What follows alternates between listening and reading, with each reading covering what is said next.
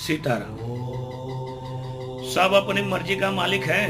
यहाँ पर कोई दूसरे का आचार विचार नहीं जानता है, आना जानेगा, क्योंकि वो पैदा ही एक ही साथ में नहीं हुआ। अलग अलग टाइम, अलग अलग समय, अलग अलग जगह। तो आप लोगों की बात क्यों मानेगा? क्यों बॉलीवुड वाले?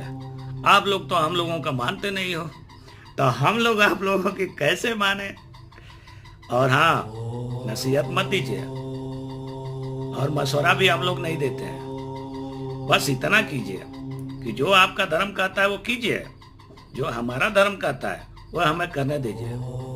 पटाखे इसलिए जलाते हैं कि जो भूत प्रेत बच भी जाते हैं ना, तो भगवान के साथ में रूप बदल करके आते हैं, तो पटाखा छोड़ने से वो लोग वहां से हट जाते हैं।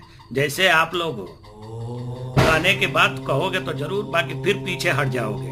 बॉलीवुड वालों, ये आप लोगों की समस्या है।